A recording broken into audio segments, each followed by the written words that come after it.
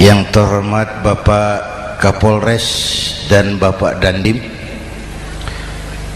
Sahibul Bait, segenap keluarga besar Pondok Pesantren Raudhatul Muta'allimin Al-Aziziyah, bapak-bapak, ibu-ibu, hadirin hadirat ma'asyiral muslimin yang saya cintai. Saya bersyukur dapat menghadiri haflah Maulidin Nabiil Karim, dan saya bangga dan terharu dengan keberadaan Pondok Pesantren Raudhatul Muta'allimin Al-Aziziyah ini. Sekarang ini banyak orang bisa memberi contoh, tapi sedikit orang bisa menjadi contoh. Memberi contoh itu mudah, tapi menjadi contoh itu yang sulit. Oleh karena itu, pada kesempatan ini kita ingin mengambil contoh bagaimana Rasul melaksanakan perjuangan. Apa modal utamanya? Saya sampaikan 3 sajalah, mudah-mudahan selesai 10 menit. Yang pertama, modal utama perjuangan baginda Rasul adalah akhlakul karimah, memperbaiki akhlak dengan akhlak. Oleh karena itu, Suramadu sudah selesai. Dari dan ke Madura jadi lebih mudah. Bahkan Madura akan jadi daerah industri. Tetapi yang kita ingin, Madura tetaplah Madura. Akhlak tidak boleh berubah. Zaman boleh berubah, akhlak tidak. Masa boleh berganti, tapi keyakinan tidak boleh mati. Nah, soalnya adalah kepada siapa kita harus berakhlak. Kita itu kan harus berakhlak kepada dua. Kita harus berakhlak pertama kepada Allah, ini yang terpenting. 13 tahun Rasul berjuang di Mekah hanya memperbaiki akhlak kepada Allah, menanamkan tauhid, meluruskan akidah, membangun keyakinan. 13 tahun di Mekah itu, dengan perhitungan kalau fondasi kuat, bangunan aman. Kalau fondasi melenceng, bangunan bengkok. Kalau pondasi rapuh, bangunan runtuh. Bangunan bagaimana pondasinya, orang hidup bagaimana imannya. Kekuasaan dan jabatan baru ada manfaatnya kalau dipegang tangan orang beriman. Kalau tidak, yang muncul Fir'aun. Harta baru terasa manfaatnya kalau dipegang tangan orang beriman. Itulah sebabnya bangsa kita ini bukan cuma perlu orang pintar, kita perlu orang benar. Bahkan di masyarakat lebih baik benar tidak terlalu pintar ketimbang pintar tapi tidak benar.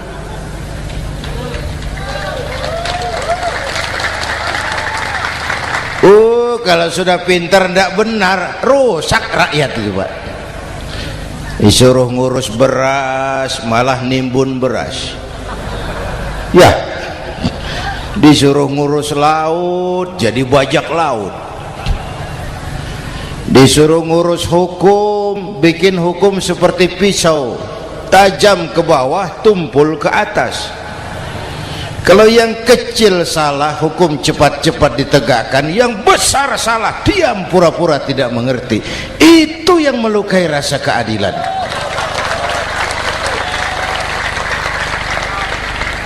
Mulai dari akhlak kepada Allah. Bagaimana cara berakhlak kepada Allah? Caranya dua. Pertama, jangan menyekutukannya dengan sesuatu pun. Yang kedua, jangan menyembah kecuali hanya kepadanya. Itu akhlak kepada Allah. Konsisten, disiplin. Saya bersaksi tiada Tuhan selain Allah, maka saya tidak akan menyembah kecuali hanya kepada Allah. Saya tidak akan takut kecuali hanya kepada Allah. Saya tidak akan minta tolong kecuali hanya kepada Allah. Saya tidak akan melarikan persoalan kecuali hanya kepada Allah. Saya bersaksi Nabi Muhammad utusan Allah, Nabi terakhir. Tidak ada Nabi sesudah Nabi Muhammad. Harga mati, titik. Disiplin. Ada yang mengaku jadi Nabi, wajib tidak percaya. Disiplin. Sekarang ini kan bangsa kita disiplinnya lemah. Korupsi agak sulit diberantas karena pejabat kita takut atasan tapi nggak takut Tuhan.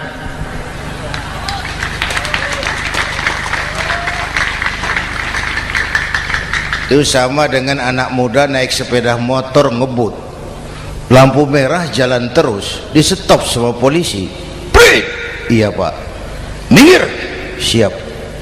SIM ada pak. SNK ada pak. Tahu kau lampunya merah? Tahu pak. Kenapa lewat terus? Saya nggak tahu, ada bapak. Itu disiplin kita. Tenang bener jawabnya, kayak orang nggak salah itu.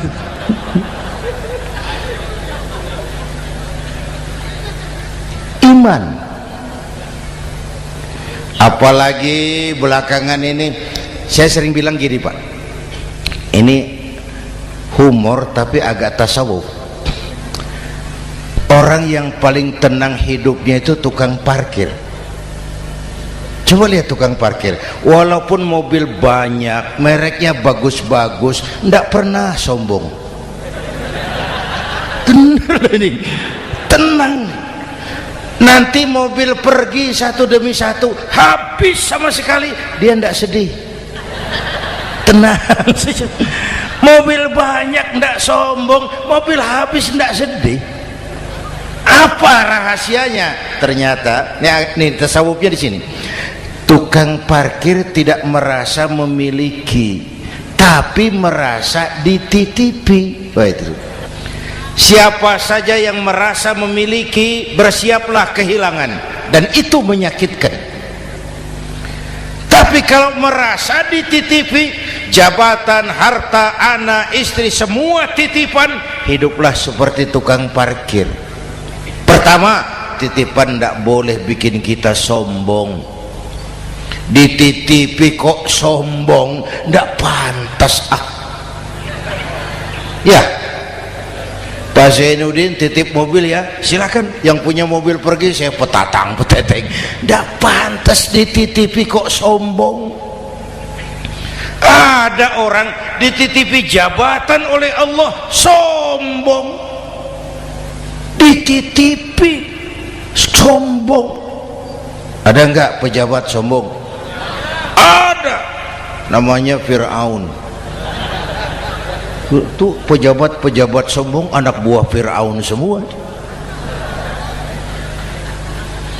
Dititipi harta oleh Allah, jadi orang kaya sombong, sama tetangga ndak mau kenal, orang lain kecil semua, jalan ndak injak tanah. Kuntilanak. Yang kedua penting, titipan harus dijaga baik-baik. Kalau tidak, yang nitip marah. Yang nitip marah. Pak, titip sepeda motor, silakan. Waktu diambil sepeda motor, kaca spion pecah, knalpot hilang, bemper hancur. Marah ndak yang nitip? Marah. Saya kan titip, kenapa ndak dijaga baik-baik? Dititipi harta oleh Allah, jadi orang kaya, supaya bangun pesantren, bela yatim, santuni yang lemah. Pelitnya 17 setan. Yang nitip marah. dititipi jabatan oleh Allah, isinya korupsi saja, yang nitip marah. Nah, saya mau kasih lihat sekarang, Allah titip Indonesia. Allah titip Indonesia. Hai rakyat, ini Indonesia, aku titip, kata Allah. Sebentar, ada meja mau naik. Silakan Mas. Iklan. Ya, terima kasih. Jangan disangka kalau disediakan air teh pidatonya jadi lama. Dekorasi ini kok. Sampai mana tadi? Hai rakyat, ini Indonesia, aku titip, kata Allah. Ini negara besar dan kaya. Titipan ini ditebus dengan keringat, air mata, darah, dan nyawa. Ini bedanya. Malaysia memang merdeka tapi diberi Inggris. Singapura merdeka diberi Inggris. Indonesia merdeka, keringat, air mata, darah, dan nyawa. Ini negara aku titip, kata Allah. Ini negara besar dan kaya. Buminya subur. Di atas perut buminya segala tanaman hidup. Di bawah perut buminya ada gas, minyak, batu bara. Lautnya kaya, hutannya kaya. Kekayaan negeri ini harus digunakan bagi sebesar-besar kemakmuran rakyat. Itu amanat konstitusi. Disalahgunakan, dikorupsi, yang nitip marah. Yang nitip marah.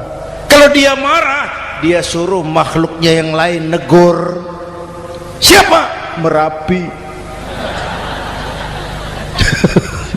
Bromo,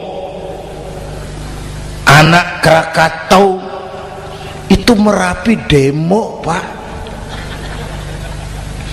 Kalau kita rakyat demo, anak buahnya Pak Danres turun. Tapi kalau Merapi demo, siapa yang mau ngatasi?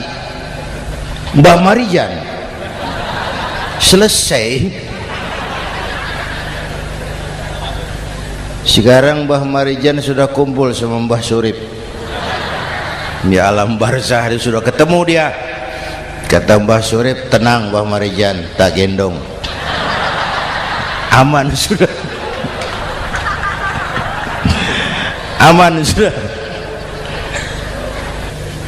Saya mau bilang Merapi itu makhluk, Krakatau itu makhluk, Bromo itu makhluk. Tidak mungkin makhluk bergerak dengan sendirinya, pastilah ada yang menggerakkan. Maka baik-baiklah sama yang bikin angin supaya bertiupnya sesuai keperluan. Baik-baik dengan yang bikin air supaya datangnya sesuai kebutuhan. Baik-baik sama yang bikin gunung supaya meletusnya pelan-pelan.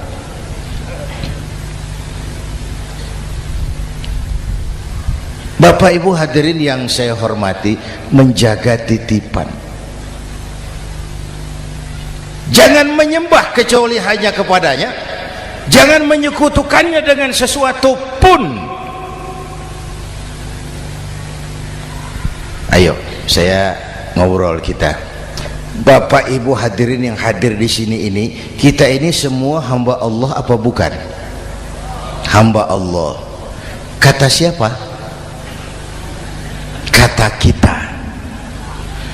Kalau kata kita namanya ngaku. Ngaku itu boleh dan murah. Apa diakui? Kita belum tahu.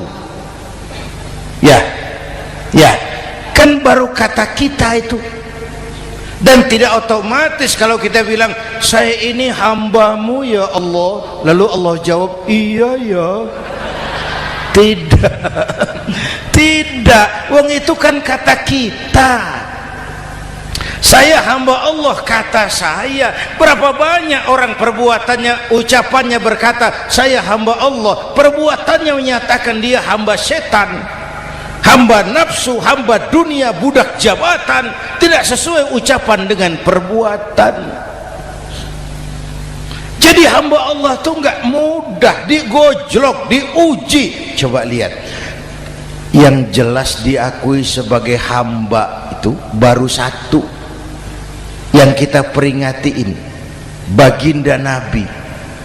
Allah mengakui kapan?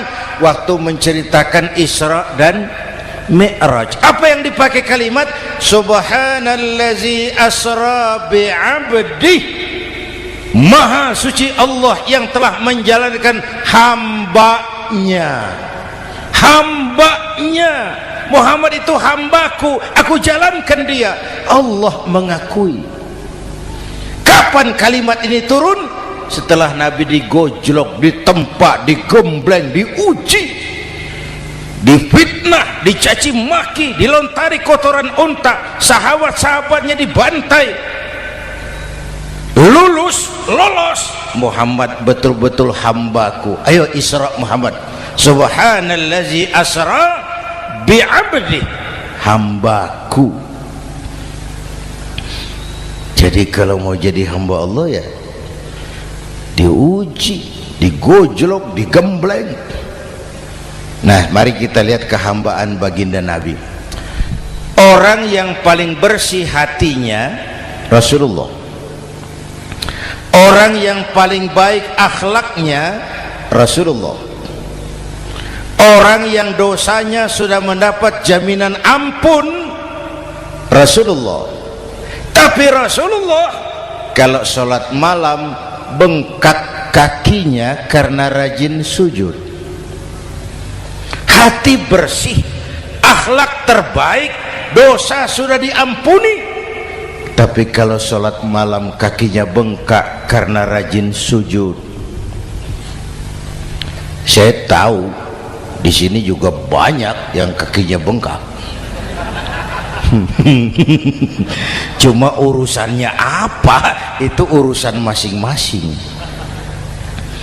Pada tingkat seperti itu Rasulullah, saya perlu Allah, saya perlu Allah, saya perlu Allah. Yang 100 tahun kita bangun selesai oleh gempa 3 menit. Ya, yang 100 tahun kita bangun ternyata selesai oleh gempa 3 menit. Kita perlu Allah, kita perlu Allah. Makanya musibah itu kan kalau menimpa orang baik-baik namanya ujian. Kalau menimpa orang setengah baik itu paru-paru yang bikin malaikat bingung. Sholat rajin, maksiat tekun,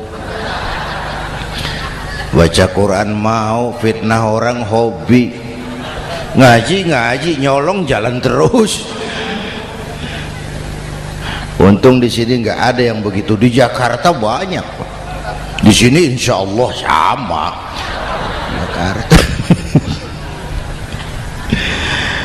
Orang separuh-separuh seperti itu kalau dapat musibah itu namanya teguran, bukan ujian. Kenapa ditegur? Lalai. Nah, kalau orang jahat dapat musibah itu namanya persekot.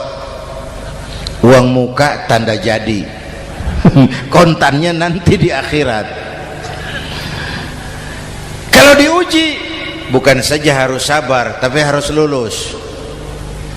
Kalau ditegur introspeksi, perbaiki yang kurang, kurangi yang memang berlebihan. Bertali-tali, bersambung-sambung musibah ini. Dan musibah kalau datang tidak pernah memilih, tidak pernah memilih. Bapak Ibu hadirin yang saya muliakan, jadi mari yang pertama jaga akhlak kita kepada Allah.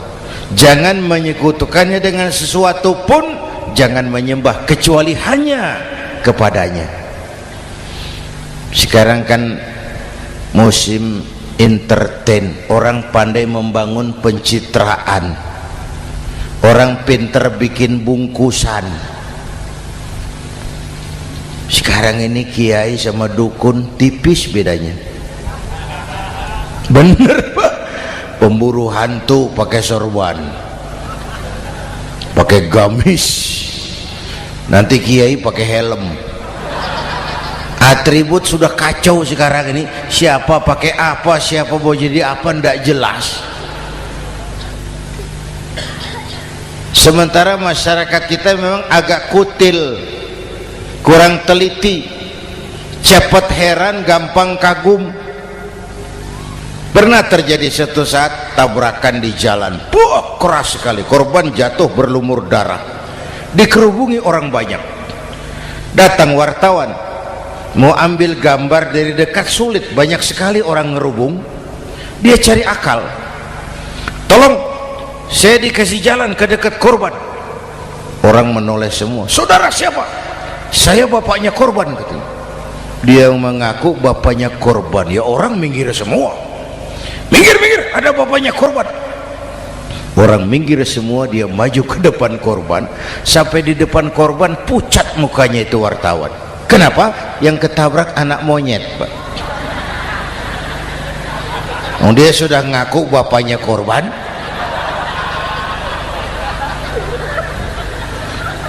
Ini cerita pendek tapi pesannya dalam. Kalau belum kenal benar jangan cepat-cepat ngakui. Ya, rakyat harus cerdas sekarang ini. Emas pasti kuning, benar itu? Apa semua yang kuning pasti emas? udah cerdas lah itu, hati-hati, ini zaman pencitraan. Orang pandai bikin bungkusan. Oleh karena itu kita juga harus punya filter supaya tidak hanyut oleh kedangkalan pencitraan itu. Satu itu akhlak kepada Allah. Yang kedua, kepada siapa kita berakhlak? Kepada sesama manusia. Kepada sesama manusia itu siapa? Pertama, sesama muslim. Malam ini saya hadir di sini, saya tidak merasa tamu. Saya hanya keluarga di tengah keluarganya. Bahwa saya lahir di Jakarta itu sih kebetulan. Saya enggak pesan. Yang kita tidak pesan jangan diributkan. Kita enggak pesan. Warna kulit seperti ini kita enggak pesan. Dari suku apa lahir kita enggak pesan. Potongan seperti ini kita enggak pesan. Islam membebaskan manusia dari ras diskriminasi. Pada waktu yang bersamaan Islam mengangkat harkat, derajat, martabat kaum wanita. Ini kasihan dari tadi nggak diajak ngomong nih. Pada waktu yang bersamaan Islam mengangkat harkat, derajat, martabat kaum wanita. Ibu-ibu mestinya lebih terima kasih sama Rasulullah. Sebelum Rasulullah datang, nasib perempuan menyedihkan, dilecehkan, harganya murah. Sebelum Rasulullah datang, murah. Sebelum Rasulullah datang, murah. Coba lihat wanita sebelum Islam, sedih, dilahirkan hanya untuk melahirkan, alat pemuas nafsu. Kalaupun berperan, peranannya cuma segitiga, dapur sumur kasur, kasur sumur dapur, putar-putar di situ saja. Nggak usah di Arab, dunia, di Jawa. Raja-raja Jawa sebelum kenal Islam seenaknya ngumpuli perempuan kan, selirnya yang 30, 50. Sultan-sultan di Turki piara harem ratusan orang perempuan. Kaisar terakhir dinasti Ming Cina bangun istana 1000 kamar, istrinya 1000. Innalillahi wa inna. Itu saya coba pikir, raja kalau istrinya 1000, kapan pakai kolor itu raja?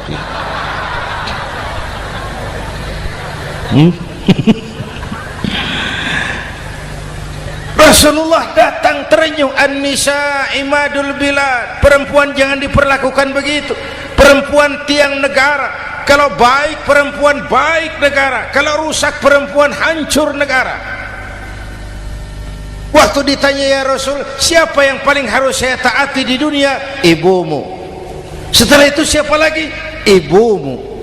Setelah itu siapa lagi? Ibumu. Setelah itu siapa lagi? Bapakmu. Menghargai perempuan, ibumu, ibumu, ibumu, bapakmu. Ibu 3 kali disebut, bapak 1 kali, ibu 3 kali, bapak 1 kali, ibu 3, bapak 1, bapak. Gimana sih ngitungnya jadi kerok begini? Salah ngitungnya, salah.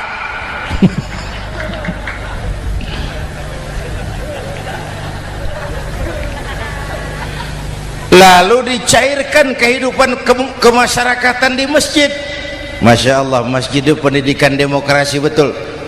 Pertama, siapapun masuk masjid copot sandal, buka sepatu. Benar itu? Ini masyarakat yang mau kita bangun. Tidak ada warga negara kelas 1, semua sama. Lurah masuk masjid buka sepatu, rah.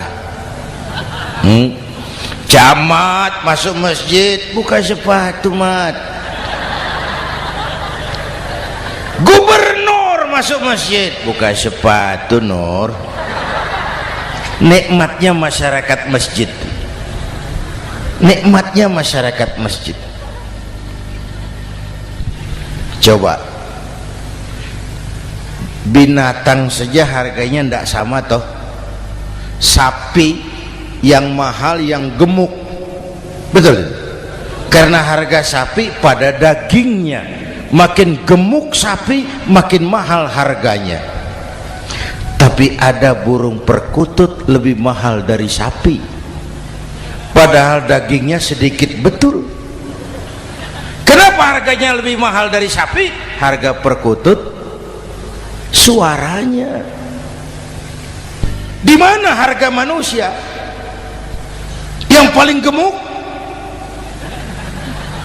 Silahkan bersaing dengan sapi. maaf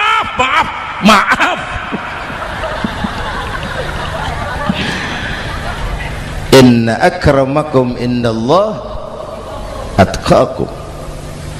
Masyarakat masjid sudah copot sandal, buka sepatu, sudah masuk ke dalam sholat berjamaah. Kalau sudah ke dalam sholat berjamaah, tidak pernah kita usil dari mana orang datang. Yang penting kemana dia menghadap. Itu masyarakat masjid. Dari mana kamu? Dari kidul, Pak, madhab ngulon. Kamu dari mana? Dari lor, Pak, madhab ngulon. Kamu dari mana? Dari kulon, madhab ngulon juga. Ini kan konsep bineka tunggal ika. Dari manapun orang datang, apapun warna kulitnya, dari suku apapun ia dilahirkan, kalau akidahnya sama, itu saudara kita. Lalu sholat berjamaah, apa itu? Hidup bermasyarakat, berbangsa dan bernegara. Harus ada imam, harus ada makmum. Kenapa? Ini saya harus agak hati-hati ya, pakai sarung angin ini. Apa tadi ngomong apa saya?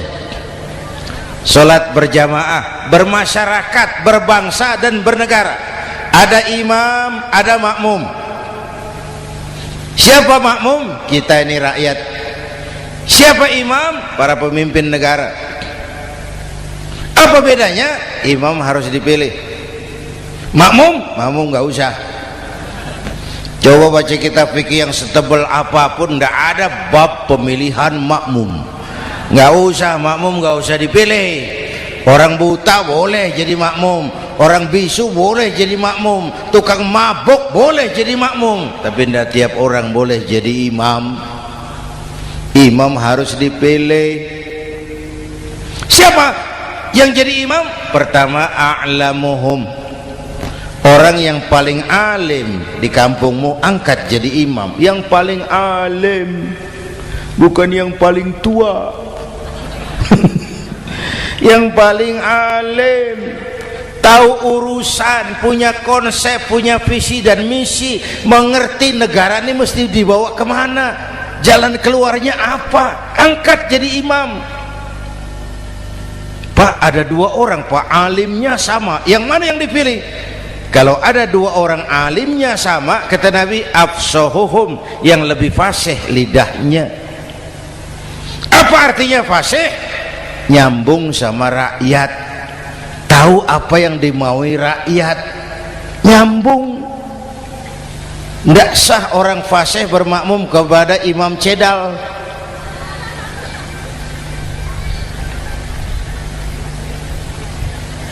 Kenapa Bu?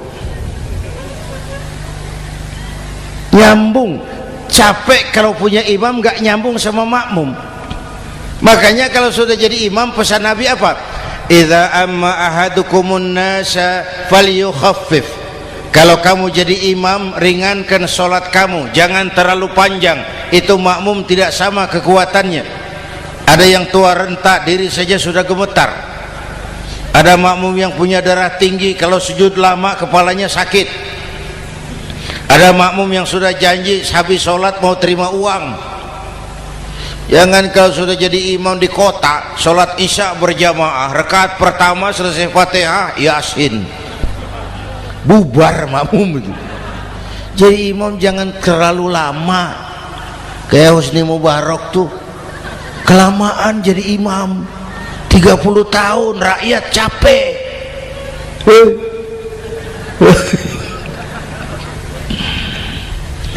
Bapak Ibu hadirin yang saya hormati, nah masyarakat Islam ini loyal, taat, setia. Kapan? Kalau imamnya benar. Imam takbir, makmum takbir, imam ruku', makmum ruku', imam i'tidal, makmum i'tidal, imam sujud, makmum sujud. Tapi masyarakat Islam tidak buta. Imam keliru, makmum wajib menegur. Ya, bagaimana negurnya? Mestinya ruku', imam sujud. Wah, keliru ini. Subhanallah, kan gitu. Itu aturan main. Tidak boleh imam keliru, makmum emosi, main pegang, mam, hoi salah, hoi, kacau sholat.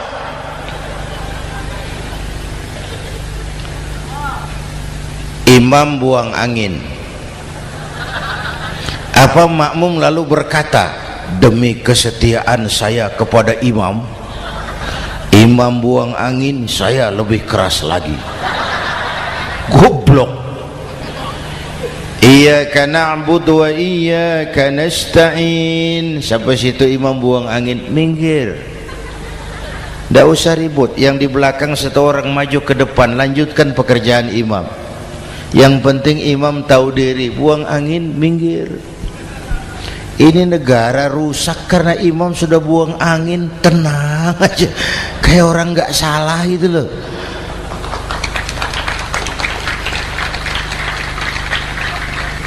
Selesai sholat dikasih tahu, imam tadi buang angin ya sedikit. Apa kalau nggak sedikit lalu nggak rusak sholat itu? Nah, dalam berjaga akhlak kepada sesama, ayo kita jaga kesatuan, persatuan, kerukunan, kekompakan. Ini pesantren Raudhatul Muta'allimin Al-Aziziyah, ini aset kita. Keberadaannya, pengembangannya, kelangsungannya, bukan sekedar tanggung jawab pengurusnya, tanggung jawab kita sesuai dengan bidang dan kemampuan masing-masing.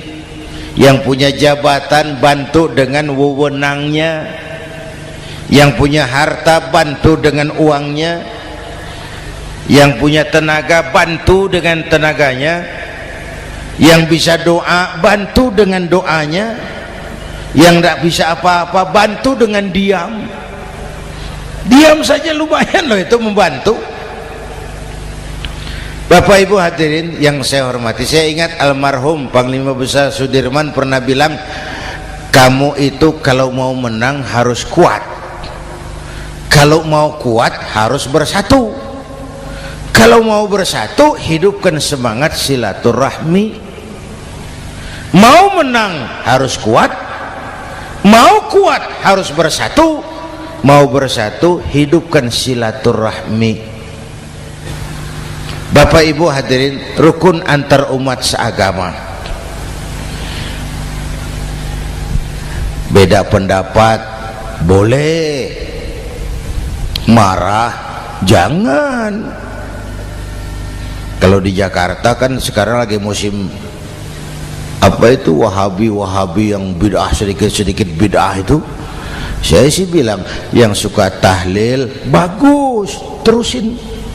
Yang nggak suka tahlil nggak apa-apa, tapi jangan mencaci maki yang suka tahlil. Orang yang mabuk masih banyak kok yang tahlil dicaci maki.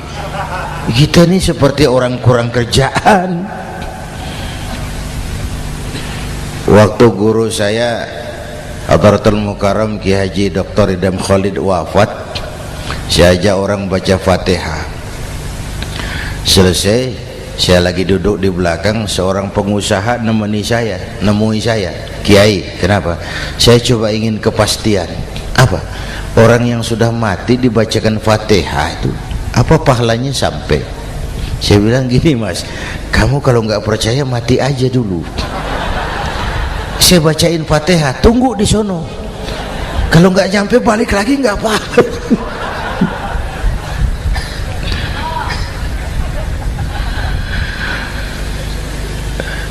Depan rumah saya itu ada masjid, Pak, pakai beduk seperti itu. Ada teman saya, Kiai, pakai beduk masjidnya. Iya pakai. Kan Rasulullah enggak pakai. Enggak memang. Bid'ah tuh. Loh, siapa bilang? Beduk itu bukan agama, itu budaya, tanda masuk waktu. Bukan manggil orang sholat. Manggil orang sholat pakai azan. Tanda masuk waktu, itu hebatnya Wali Songo, pakai beduk. Kalau nggak mau pakai beduk boleh, teriak-teriak juga boleh. Maghrib, maghrib, boleh.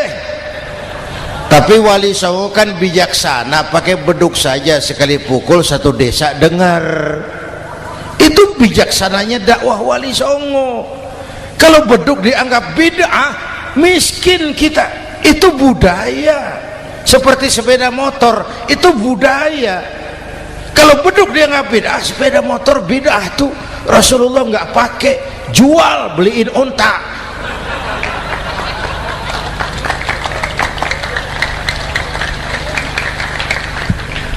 Ayo cari persamaan, jangan memperbesar perbedaan.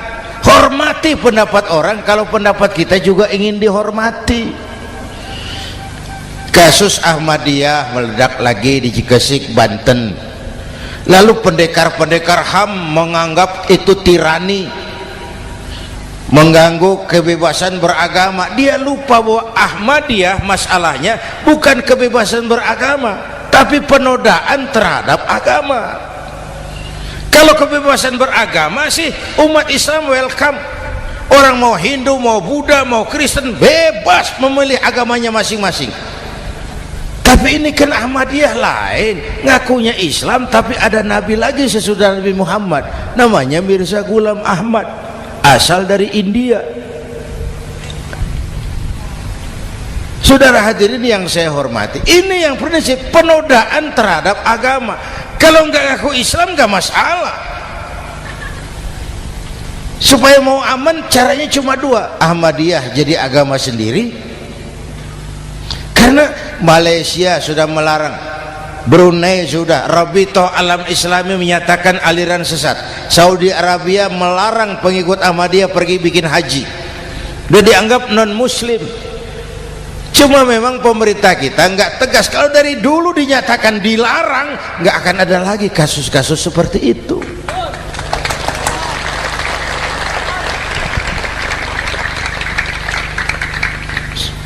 Nah, selain itu kita umat juga harus disiplin. Coba sudah berapa banyak nabi bermunculan di Indonesia. Dan Indonesia ini saya heran, Indonesia ini pasar bagus, Pak. Kalau ada nabi, ada aja pengikutnya, saya heran tuh. Indonesia ini pasar bagus. Ada Ahmad Musaddiq Al-Qiyadah, jadi nabi. Konsultan bulu tangkis jadi nabi. Dapat wahyunya di Bogor, ditangkap polisi 4 tahun. Muncul lagi di Bandung, namanya Sayuti, tukang cukur, ngaku dapat wahyu jadi nabi, ditangkap polisi lagi 2 tahun. Di Malang Ustadz Roy, ya sebenarnya petinju, dia masuk Islam, mu'alaf, belajar Islam tidak pakai guru, diutak-atik ayat Quran. Sholat kita harus mengerti artinya, maka sholat boleh pakai bahasa masing-masing. Ramai masjid. 2 tahun penjara. Di Jakarta muncul lagi Lia Edan, ngaku Jibril, ditangkap juga oleh polisi. Kita salut sama polisi kita lah, bukan cuma teroris, Jibril ditangkap Pak Kapolres. Saya bilang sama teman-teman polisi, untung dia ngaku Jibril Pak, coba kalau dia ngaku Israel lebih gawat itu.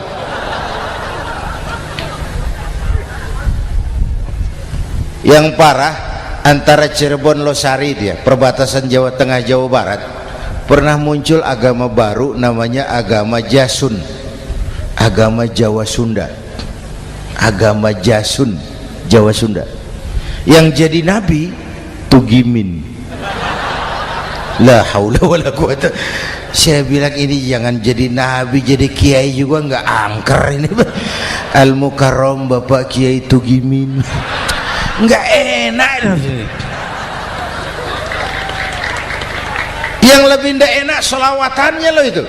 Kalau kita kan tadi nikmat tuh, ya Habibi ya Muhammad, nikmat rasanya itu. Coba ganti sama yang tadi, wah enggak, ya Habibi ya Tugimin, enggak enak itu Pak. Jadi umat Islam itu sangat menghormati orang lain agama. Soal agama orang lain, lakum dinukum, awas hati-hati kalimatnya. Kita menghormati orang lain agama. Soal agama orang lain, lakum dinukum, kita memang yakin cuma Islam agama yang benar, tapi bukan berarti kita boleh menghina agama orang lain. Kenapa? Kalau agama kita yang dihina, kita kan sakit hati. Orang lain sama dong. Itu sebabnya Allah berpesan, jangan kau caci maki Tuhan mereka, karena mereka akan balas mencaci maki Tuhanmu. Dan itu artinya mencaci maki aku, kata Allah. Jelas ini? Jelas? Justru karena umat Islam mayoritas di Indonesia, maka kerukunan antar umat beragama terjaga dengan baik. Kalau umat Islam mau main kasar, mau main kayu, mau main keras, umat Islam ini 85%, yang lain pasti selesai, saya jamin selesai. Tapi kan tidak, kita sadar betul ini negara Pancasila, kita sadar betul bahwa kita harus menghargai orang lain agama, menjaga kerukunan, rukun antar umat beragama. Yang ketiga, rukun antar umat beragama dengan pemerintah. Dulu kiai saya bilang, sultanun zulum khairum min fitnatin tadum.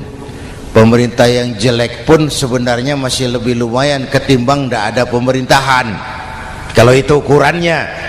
Coba umpama nanti Pak SBY sudah terlalu pusing, lalu pengumuman jam 000, seluruh rakyat Republik Indonesia saya umumkan mulai malam ini tepat jam 000 pemerintah bubar. Ayo bayangkan seperti apa kita tanpa pemerintah. Hukum rimba, yang kuat menekan yang lemah, yang kaya merampok yang miskin. rumah saudara dirampok, lapor ke polisi, kata Kapolres, mas maaf polisi baru bubar, hak asasi diinjak-injak, lapor ke pengadilan, pengadilan bubar. Masih ada pemerintah saja yang kuat suka menekan yang lemah, apalagi kalau tidak ada pemerintah. Karena itu ulama dan umara dua pilar utama.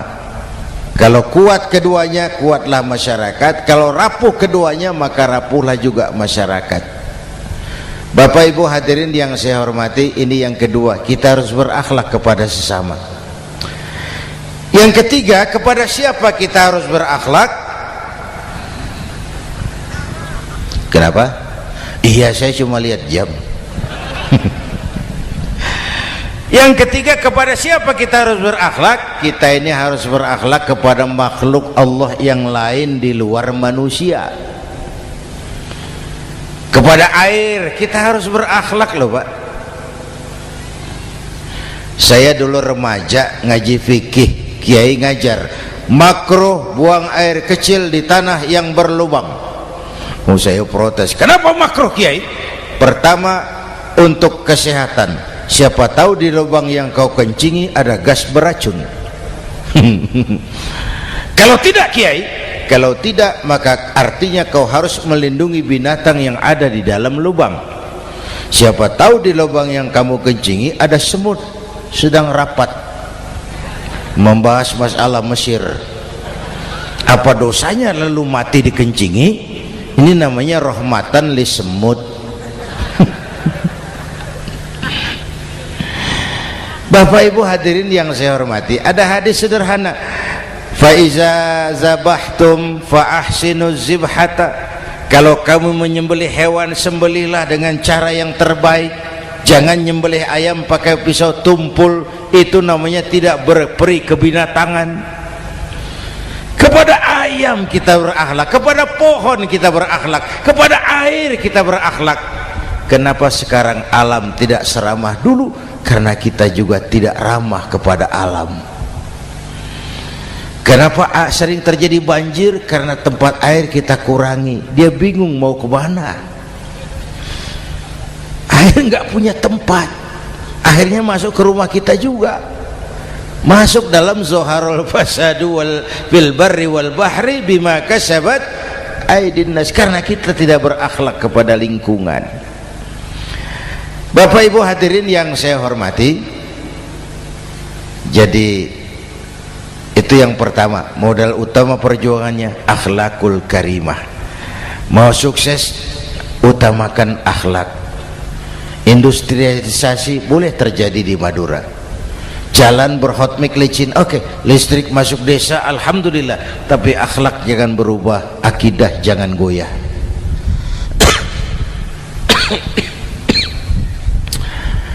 Teknologi tidak bahaya, yang bahaya orang yang menggunakannya. Wayang itu yang namanya cepot, itu bisa selawat badar kalau yang megang Anom Suroto. Cepot bisa selawat badar kalau yang megang Anom Suroto. Wayang bagaimana dalangnya, teknologi bagaimana orang yang menggunakannya. Satu. Yang kedua, yang kita contoh dari baginda Rasul, beliau itu sejak kecil tidak dimanjakan Pak. Lahir ke dunia tidak sempat melihat wajah bapak. Umur 6 tahun ditinggal ibu. Umur 9 tahun ngembala kambing, berniaga ke Syam. Syam itu Syria sekarang. Umur 9 tahun bisnis lintas negara dari Saudi ke Syria. Remaja tidak dimanjakan, kerja keras, peras keringat, banting tulang, tidak ada pekerjaan halal yang hina. Lahir pribadi yang tegar, mental yang tahan banting, manusia yang tidak cengeng karena sejak kecil ditempa oleh kesulitan. Jadi gini, orang itu kalau biasa susah, ketemu susah, ndak kaget Pak, mentalnya kuat. Saya santri biasa makan kangkung, datang ke rumah teman dikasih kangkung, loh makanan saya ini, dikasih daging ayam, nambah. Orang tuh kalau biasa susah enak. Saya santri biasa tidur di masjid, disuruh nginep di hotel, pules Pak. Tapi yang biasa tidur di hotel suruh nginep di masjid, encok. Hidup ini perjuangan, mau sukses harus berani susah. Jangan seperti dulu nih cerita santri, ada santri beternak lebah, ambil madunya itu. Satu hari dia mau periksa sarang lebah, naik ke pohon pakai tangga, pakai sarung biasanya santri, dia lupa tidak pakai celana dalam, naik pohon periksa, entah bagaimana terpegang sarang lebah itu, berhamburan lebahnya keluar, salah satu masuk ke sarungnya, tergigitlah Al-Mukarramnya itu. Dia menjerit, aduh, jatuh berguling ke bawah. Sudah lama jatuh, dia buka sarungnya, dia lihat bengkak. Karena bengkak kan jadi besar, senang juga dia. Dia berdoa, ya Allah, hilangkan sakitnya, biarlah bengkaknya.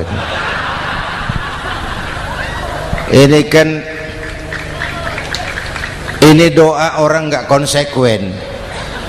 Bengkak dan sakit itu paket. Mau bengkak ya harus berani sakit. Masa sakitnya bengkaknya mau, sakitnya nggak mau. Itu satu itu. Yang kedua, kita ini sering kalau punya cita-cita sering seperti rapat tikus. Satu hari sekelompok tikus rapat paripurna tikus untuk mengantisipasi bahaya kucing. Bagaimana supaya kucing itu jangan lagi mengganggu kita. Akhirnya ada yang mengusulkan begini, bagaimana kalau di leher kucing kita gantungkan lonceng, supaya kalau dia datang dari jauh suaranya sudah kedengaran dan kita bisa lari menyelamatkan diri. Wah, cerdas dia. Setuju semua. Setuju, bagus. Nah, oke. Waktu pembicaraan dilanjutkan, tikus mana yang mau menggantungkan lonceng ke leher kucing? Rapat bubar. Setuju, akur. Iya. Waktu kerja selesai. Bapak Ibu hadirin yang saya hormati, terutama anak-anak saya, para santri, remaja, pemuda. Hidup ini persaingan. Bapakmu tamat SD nak, kau sarjana. Bapakmu cuma jadi RT nak, kau camat. Bapakmu tukang tambal ban, kau harus punya pabrik ban. Anak saya pertama dulu, saya titip mondok di Tebu Ireng. Tahun pertama pulang saya kontrol, sini kau, apa hasilmu setahun di pesantren? Dia sodorkan saya sebuah piagam penghargaan juara lomba pidato di pondoknya. Saya heran, ini anak di rumah jarang ngomong, kok bisa jadi juara pidato? Saya tanya, kamu bisa pidato, apa yang dipidatoin? Dia bilang, kan kaset ayah dihafalin gitu. Ya saya ketawa juga, waktu itu dia masih anak-anak. Baiklah, tapi apa cita-citamu? Saya kepengen seperti ayah. Wah, kau ini salah. Kalau aku ayahmu di matamu, menurutmu hebat, mestinya kau 10, 100, 1000 kali lebih hebat dari orang-orang yang kau anggap hebat. Karena tantanganmu akan lebih berat dari tantangan yang aku hadapi sekarang. Kalau kau sama dengan aku, kau ditinggalkan zaman karena kau tidak mampu menjawab tantangan zamanmu. Bapak Ibu hadirin yang saya hormati, persaingan tajam, tantangan makin berat. Oleh karena itu diperlukan semangat yang dicontohkan Nabi, kerja keras, peras keringat, banting tulang, tidak ada pekerjaan halal yang hina. Sejak kecil ditempa oleh kesulitan. Asal jangan seperti saya tadi ngobrol sama teman-teman, sekarang ini di negara kita banyak politisi miskin negarawan, pejabat-pejabat kadang-kadang kalau ngelihat rakyat tuh komentarnya nggak berpihak kepada rakyat. Saya ingat waktu Mentawai dihantam gempa, Nias hancur, infrastruktur hancur, rumah rakyat luluh lantak. Ketua DPR Pak Marzuki Ali bilang, bagaimana itu rakyat? Ya itu resikonya punya rumah di pinggir laut. Waduh, ini bukan komentar pemimpin, rakyat lagi susah kok dibilang kayak gitu. Saya prihatin dengan ucapan kayak gitu. Waktu cabai 100.000, di sini berapa sekarang? Sama ya. Waktu cabai mahal, ada pejabat bilang rakyat suruh nanam cabai aja di halaman rumahnya. Ini kan nggak solutif dan nggak cerdas. Cabai naik, rakyat suruh nanam cabai. Nanti beras naik, rakyat suruh nanam padi. Yang saya khawatir kalau telur mahal, apa rakyat suruh betelur gitu. Ini kan nggak cerdas dan nggak solutif. Bapak Ibu hadirin yang saya hormati, apalagi tadi sudah saya bilang di awal, kita ini bangsa yang ditempa oleh kesulitan. Mau merdeka saja dengan keringat, air mata, darah dan nyawa. Kita tidak boleh cengeng menghadapi kesulitan ini. Tegar, tahan uji, tahan banting, dan seterusnya. Itu hal yang kedua.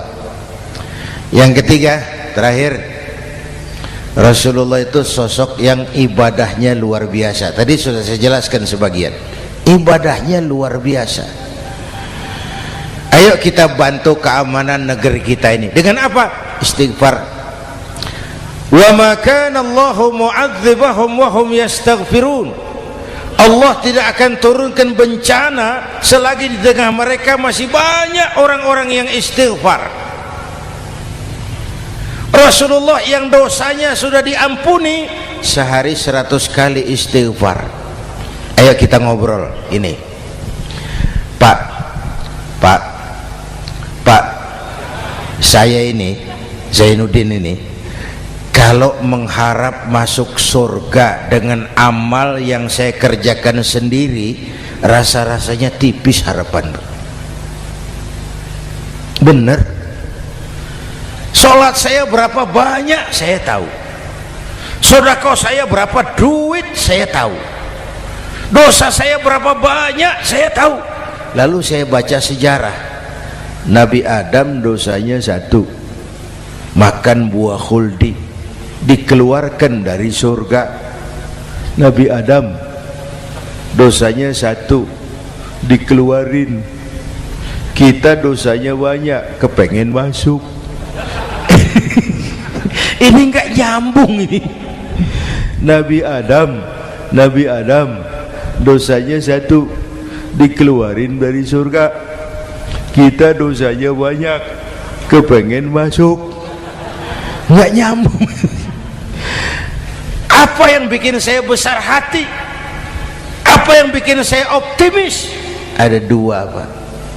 Pertama yang disebut rahmat Allah, yang kedua disebut syafaat Rasulullah. 2 itu, Pak. Oh, kalau kita ini insya Allah nanti sampai ke surga, amin, amin. Kalau kita ini sampai ke surga, Pak, saya jamin itu bukan karena amal kita, itu karena rahmatnya Allah. Ndaklah seberapa banyak sih amalan kita mau menggapai surga. Kalau bukan karena rahmatnya Allah, sulit sampai ke sana. Manusia, dosamu besar, tapi lihat rahmatku lebih besar. Manusia, salahmu banyak, tapi ampunanku lebih banyak. Kau nangis di hadapanku, aku senyum melihatmu. Kau berjalan menujuku, aku berlari menyambutmu. Istighfarnya sehari 100. Lalu ada hadis qudsi, inni la ahammu bi'adzabi ibadi, kadang-kadang aku pengen turunkan azab bencana kepada manusia, tapi ketika aku melihat 3 perkara, murkaku surut, bencana aku tarik kembali. Coba perhatikan hadis qudsi ini. Allah mau marah hendak jadi, bencana ditarik, musibah diangkat. Kenapa? Ada yang meredam murka Allah. Allah enggak jadi marah. Siapa? Pertama, suyukhan rukka. Aku lihat orang-orang tua tengah malam sujud sambil berlinang air mata, nangis di hadapan Allah. Itu kita hutang jasa loh Pak sama orang-orang yang tengah malam sujud nangis di hadapan Allah. Lihat yang begitu Allah enggak jadi marah.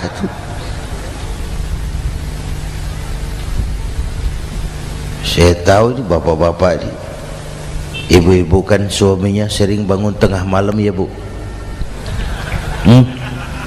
kencing bikin bingung malaikat. Sudah mau ditulis tahajud kencing doang kata malaikat, sialan, hampir salah tulis.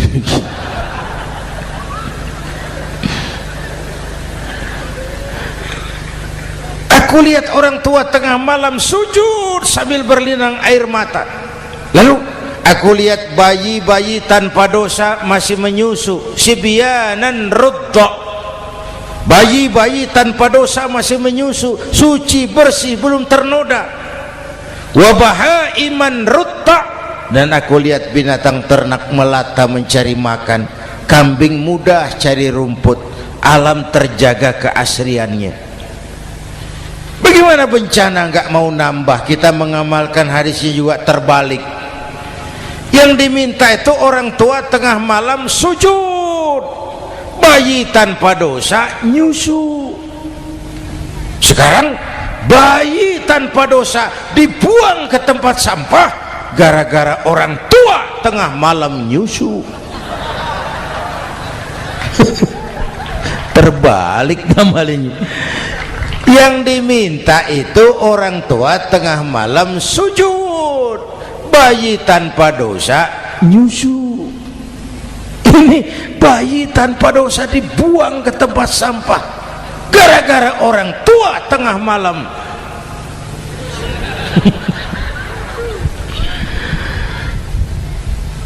Bapak Ibu hadirin yang saya hormati, rahmat Allah kita perlu. Yang kedua, syafaat Rasulullah. Mari saya cerita syafaat sedikit. Ini sudah jam 00:05 ya. Ini kalau hitungan Indonesia ini sudah ganti hari, Pak. Jadi inilah ceramah terpanjang di dunia. Bayangkan saya pidato dari hari Selasa sampai hari Rabu.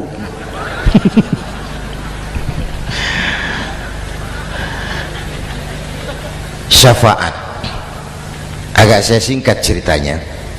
Nanti itu Pak, setelah alam ini hancur sehancur-hancurnya, bumi gempa, gunung meletus, air laut tumpah ke darat, halilintar menyambar, planet-planet bertabrakan, semua yang hidup mati bareng tanpa persiapan, termasuk malaikat. Malaikat mati, yang tinggal cuma Allah sendirian. Yang lain hancur semua, tinggal Allah sendirian. Allah patroli, berseru-seru, limanil mulkul yaum. Ahai, siapa penguasa hari ini? Mana Fir'aun yang ngaku Tuhan? Nongol kalau memang Tuhan. Mana Abrahat, mana Namrus, mana itu Benito Mussolini, mana itu Adolf Hitler, mana itu Hosni Mubarak. Penguasa-penguasa yang ngaku berkuasa nongol kalau memang penguasa. Gak ada yang jawab Pak, semua sudah rebah. Allah lalu berkata, la ilaha illa ana, ternyata tidak ada Tuhan lain selain aku. Allah sombong waktu itu. Kalau Allah sombong itu pantas. Hadis qudsi mengajarkan al-kibriya'u libasi, sombong itu pakaianku, kata Allah. Cuma aku yang pantas pakai. Kamu manusia nggak pantas pakai pakaianku, kebesaran. Pakaian Allah mau dipakai. Sombong itu pakaian Allah, cuma Allah yang pantas pakai. Nanti itu yang pertama dihidupkan bukan kita, malaikat dihidupkan lebih dulu. Tiupan pertama, malaikat hidup semua. Diatur panitia akhirat.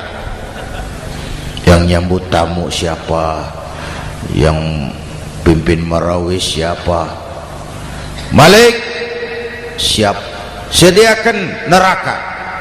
Aku mau bakar itu bajingan tengik yang waktu di dunia nggak mau sujud, jauh dari ulama, tinggal di masyarakat jadi biang kerok, sama yatim kejam. Sediakan neraka. Baik. Ridwan, iya, sediakan surga. Aku mau balas hamba-hambaku yang waktu di dunia rajin sujud, dekat dan cinta kepada ulama, santun kepada yatim, suka menolong orang yang memerlukan pertolongan. Baik. Jibril, Mikail, iya, ke surga.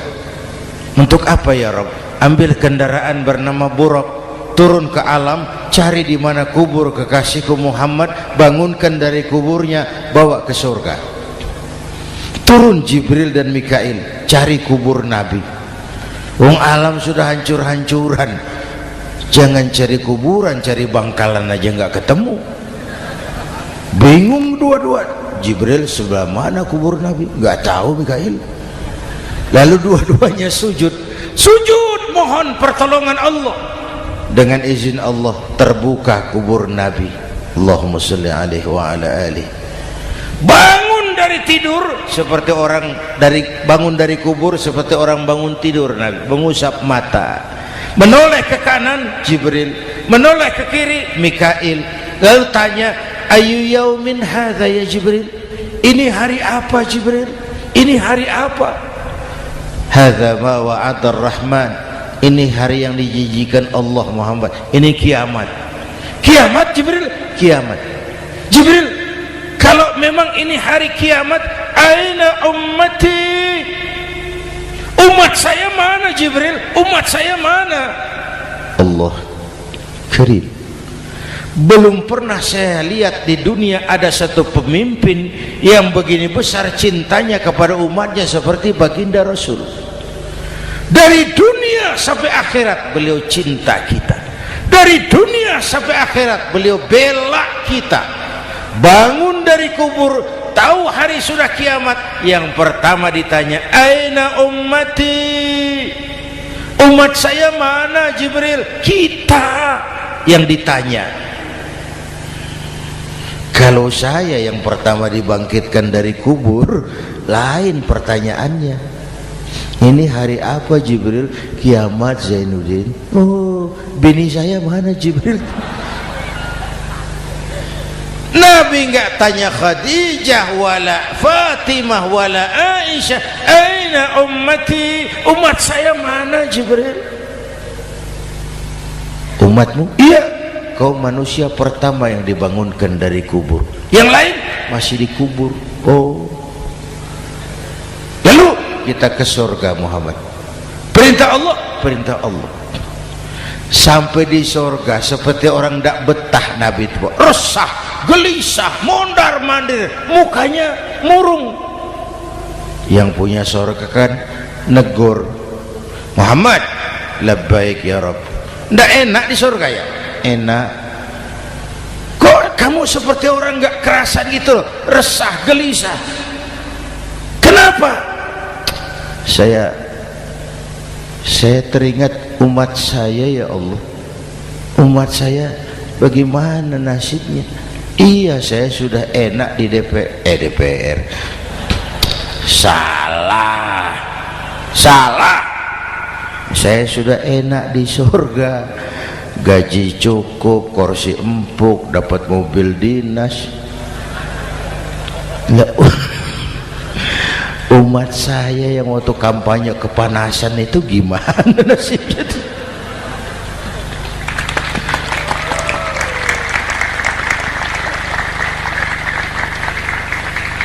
Makanya dulu di Senayan, di depan kantor DPR tuh banyak tukang kaca jualan di situ. Saya bilang ini tukang kaca pintar dagangnya di situ. Pas, maksudnya supaya yang mau berkantor di situ ngaca dulu. Ya, wakil lurah pasti tidak lebih tinggi dari lurahnya. Wakil camat tidak lebih tinggi dari camatnya. Ini kenapa wakil rakyat kok selalu lebih tinggi dari rakyatnya?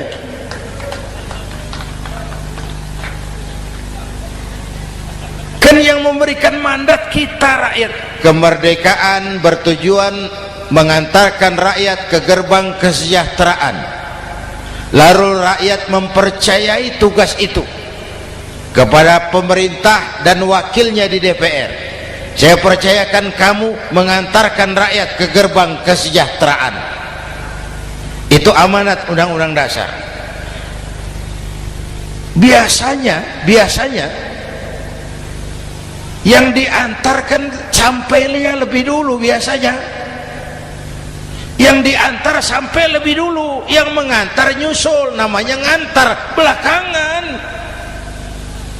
Ini lebih cepat wakil rakyatnya makmur daripada rakyatnya. Yang mau nganter makmurnya lebih dulu dari yang mau diantar. Yang diantar kelelerahan di jalanan, yang mengantar udah sampai. Jadi bagaimana Muhammad? Saya minta izin mau keluar, tengok saya punya umat. Oke, saya potong ceritanya. Saat manusia dibangkitkan dari kuburnya masing-masing, Masya Allah, Masya Allah, saya nggak sanggup bayangkan jumlah manusia yang hidup di muka bumi sekarang kan 6 miliar.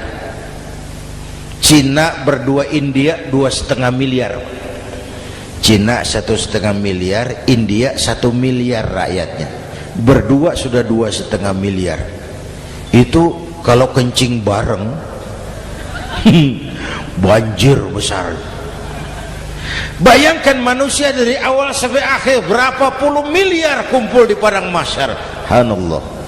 Sibuk, panik, bingung mau disidang di hadapan Allah.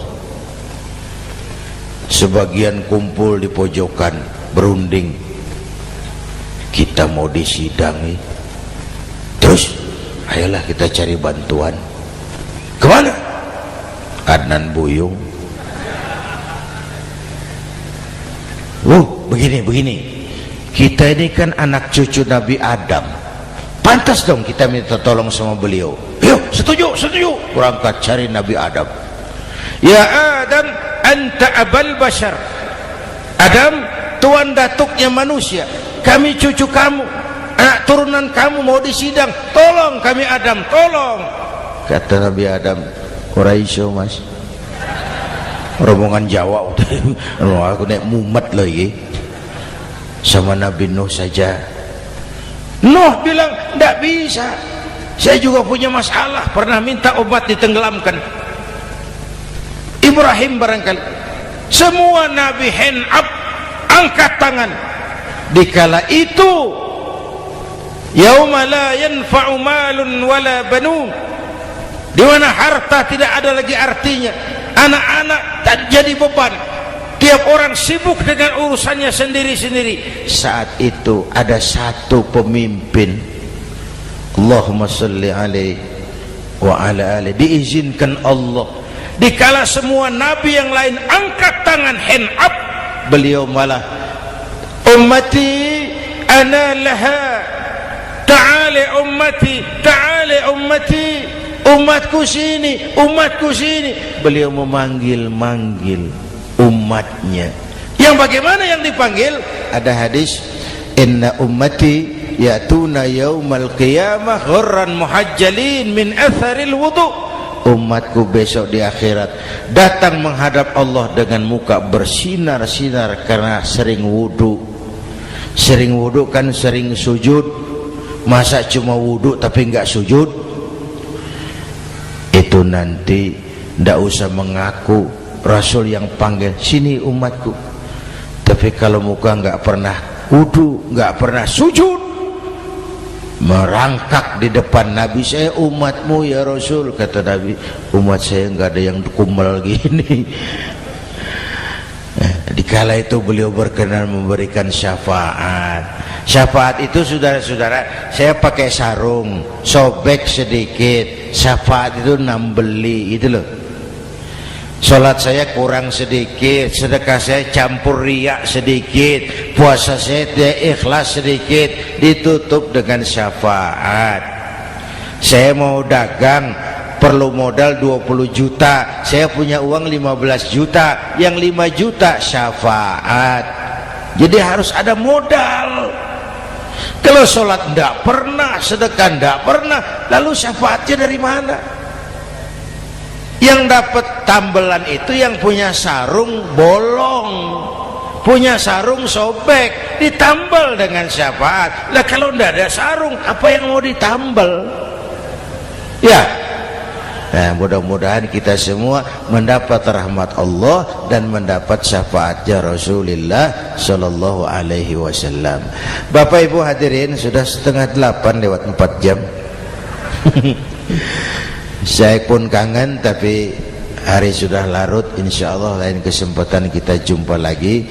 Terima kasih kepada Al-Mukarramun, para ulama, para habaib, pengasuh pesantren Raudhatul Muta'allimin Al-Aziziyah, dan semua yang hadir. Mudah-mudahan yang saya sampaikan ada manfaatnya. Usikum wa iyaya bitaqwallah. Aqulu qawli hadza fa astaghfirullahal azim li wa lakum. Wassalamu alaikum warahmatullahi wabarakatuh.